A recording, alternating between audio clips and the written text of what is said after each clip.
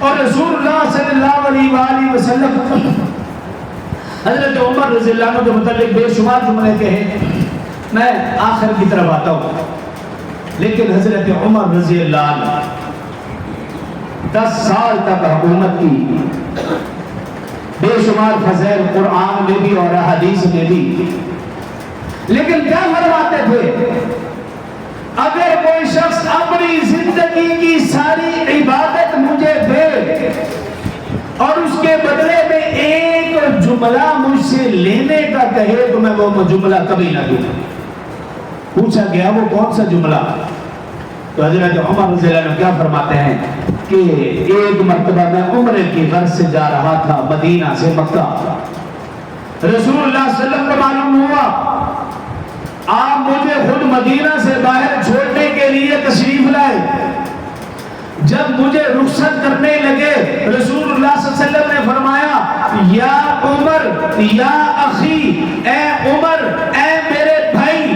عمر فرماتے ہیں یہ جملہ ہی میری عزت کے لیے کافی تھا، میری نوازش کے لیے کافی تھا، میری حوصلہ افزائی کے لیے کافی تھا، لیکن فرمایا جب اگلا جملہ کہا تو پھر میرے اعزازات کی انتہا ہو گئی۔ فرمایا لا تنسانا واشرکنا فی دعائک، اے عمر تو عمرے پہ جا رہا ہے لیکن مجھ محمد کو عمرے کے سارے معاملات میں اپنی دعاؤں میں یاد رکھنا۔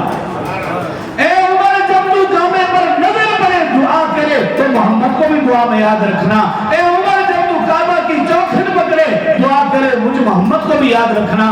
اے عمر جب تو زمزم پیے دعا کرے، صفا مروہ کی سعی کرے دعا کرے، ہر موقع پر آقا صلی اللہ علیہ وسلم عمر سے کہہ رہے ہیں لا تنسانا واشرکنا فی دعائک، اپنی دعاؤں میں مجھے بھی یاد رکھنا۔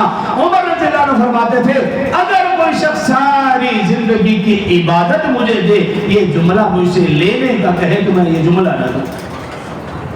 ایسا اعزاز۔ اور حضرت عمر رضی اللہ عنہ نے سن 23 ہجری ذی الحج کا مہینہ تھا، حج کے لیے تشریف لے گئے، کھلے آسمان کے نیچے آرام فرمایا ہے، رات کا وقت ہے، ستاروں پر نظر پڑی، چاند کو دیکھا اور پھر کہنے لگے اے چاند، اے عمر تیری عمر اس چاند کی طرح ہے۔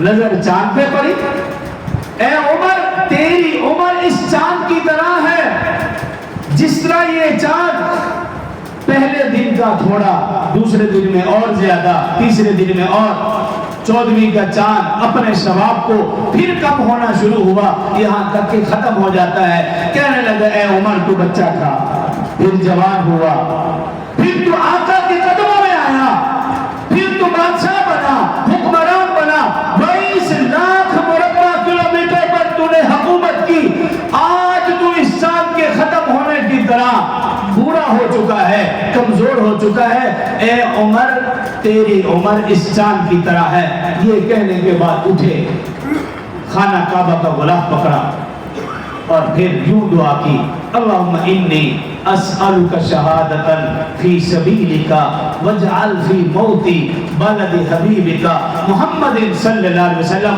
اے اللہ میں تجھ سے ایک ہی سوال کرتا ہوں، تو مجھے اپنے راستے میں شہادت کی موت دے، لیکن وہ شہادت کی موت اپنے حبیب صلی اللہ علیہ وسلم کے شہر مدینہ منورہ میں دے۔ یہ دعا مانگی۔